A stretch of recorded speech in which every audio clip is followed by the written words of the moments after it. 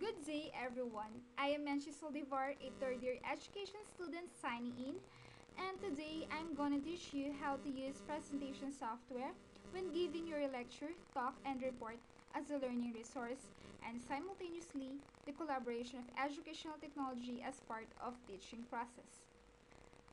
So, I will be using the Prezi presentation software.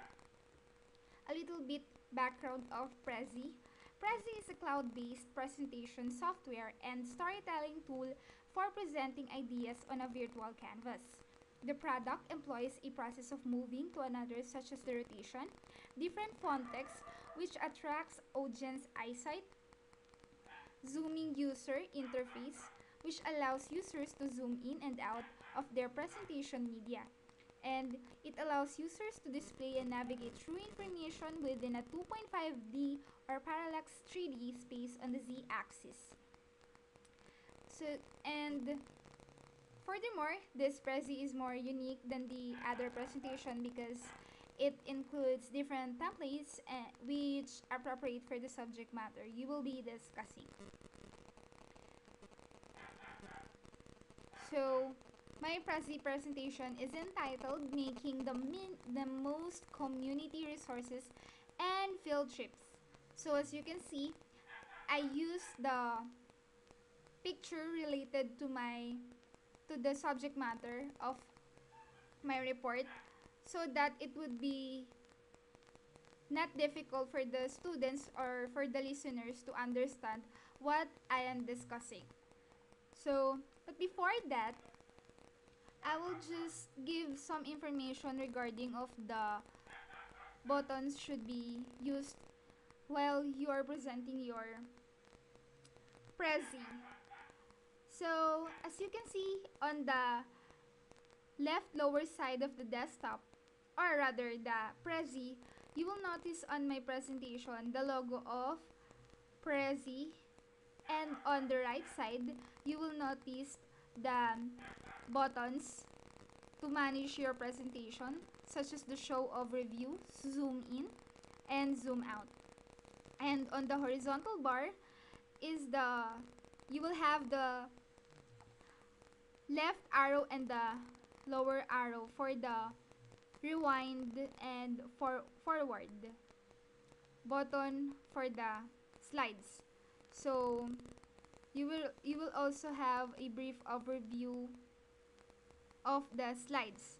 So I have only 17 slides to present my Prezi presentation software. So my report is all about field trips, so I will be more dealing in traveling and the tour. So let's go. So first, what procedure should we follow to avoid failed study trips? So these are the procedures should we follow to avoid failed study trips. First is the preliminary planning by the teacher. Second, pre-planning with others going on the trip. Third, taking the field trip itself. And four, post-field trip follow-up activities.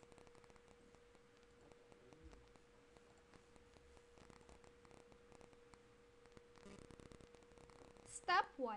Preliminary planning by the teacher according to Brown in 1969 proposes the following. Make preliminary contacts to run final arrangements with the place to be visited.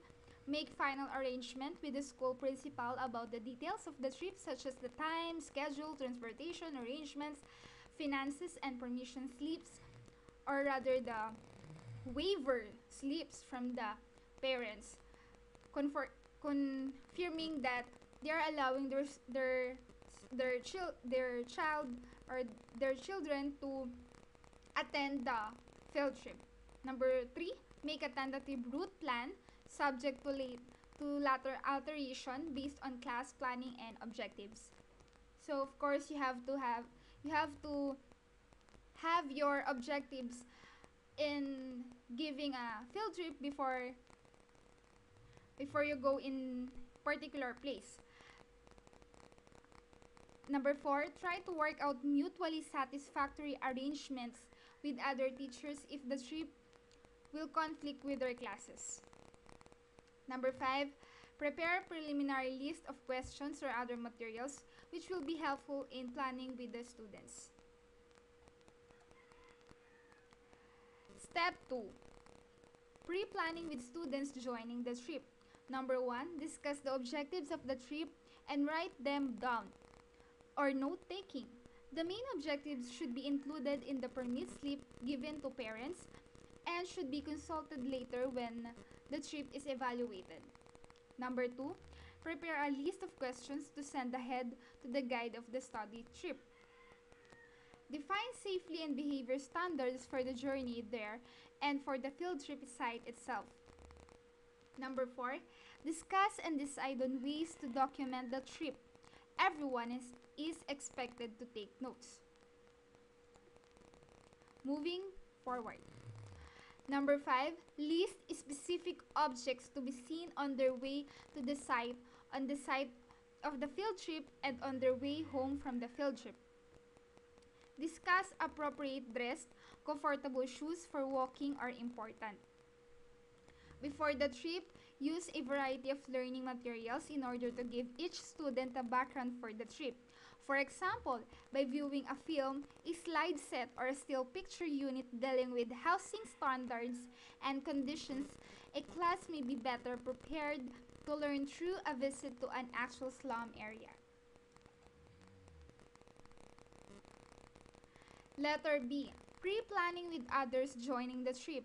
Other people accompanying the group need to be oriented on the objectives, route, behavior, standards required of everyone so they can help enforce these standards. These may be parents who will assist teachers, other teachers, and/or school administrators, staff. Step 3. Taking the field. Discuss route map of places to be observed. Upon arriving at the destination, teachers should check the group and introduce the guide. Number 3, special effort should be made to ensure that the trip keeps on the time schedule. The students have the opportunity to obtain answers to questions. The group participates courteously in the entire trip, and the guide sticks closely to the list of questions. So of course, in dealing with when having a field trip, it is important to observe the behavior of the students. Step 3. Evaluating field trip. There are questions when asked after the field trip to evaluate the field we just had. So, this step is assessing what the students learn from the field trip and what the learning experience they had during field trip. The reflection in that experience and what was the feeling to what was the feeling in their own knowledge that they have that kind of experience of kind of field trip in their entire life, in their entire study life as student. Number 1, could the same benefits be achieved by other materials? Was it worth the time, effort, and perhaps extra money? Were there any unexpected problems which could be foreseen another time? And were these due to guides, students, poor planning, or unexpected trip conditions? Number 3, were new interests develops? Is the students change their capability to interact and have a different views of perspective in different ways? Should the trip be recommended to other classes studying similar topics? Number 3, educational benefits derived from a field trip. A field trip can be fun and educational when they are well executed. They offer us a number of educational benefits. Number one, the acquisition of lasting concepts and change in attitudes are rooted on concrete and rich experiences. Field trips are opportunities for rich and memorable experiences which are fundamental to learning that lasts. Number two, field trips bring us to the world beyond the classroom. So, the main objective of having field trip, of course, is for the sake of the students in order to have a good, or rather, to have a creative or unique learning. So, we said that learning is uh, experience is the learning through experience is best. So we are just practicing that kind of of saying so that to impart an effective teaching strategies to the students as well as to impart another knowledge for them through discovery learning. The real world connection is more work, but the benefits of broadening teaching beyond textbooks far outweigh the little bit of time it takes from a teacher's schedule. Field trips have a wide range of application. It is not meant for only for children, it is also for adults, and it is not only meant for the social science but also all other subjects as well. It can bring about a lot of realizations which may lead to changes in attitudes and insights. The field trip can nurture curiosity, build the zest for a new experience, and sense of wonder.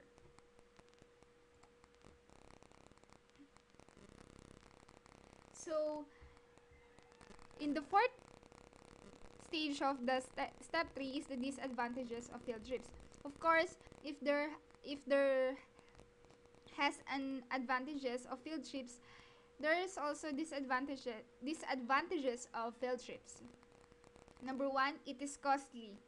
Number two, it involves logistics. Number three, it is extravagant with time. Number four, it contains elements of uncertainty.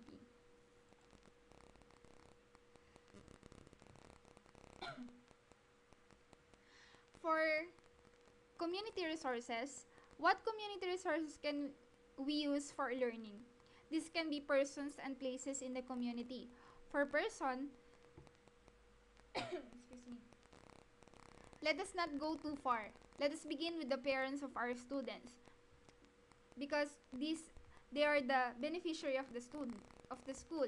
Many of them can be our source speakers in their fields of expertise. A dentist may be invited to talk to the children on how to care for their teeth. A journalist may serve as a resource speaker on the part of a newspaper and how to write an editorial. A dynamic teacher will find a way to have a record of parents' name, contact number, occupation, and other pertinent data she needs. A senior citizen and a war veteran in the community may be invited to class for an interview on a topic of which he is expert. Say for example,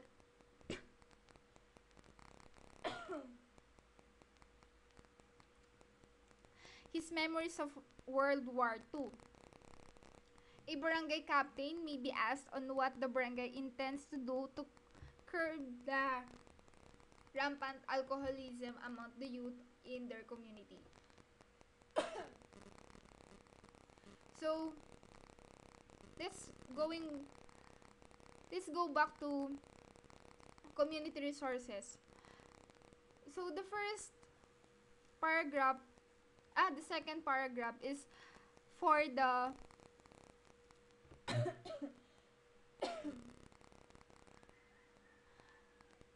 it could be related on the subject of science. Then the second example was related in the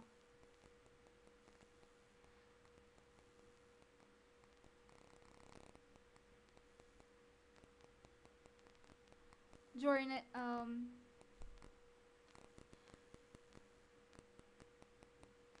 in making in English subject. And the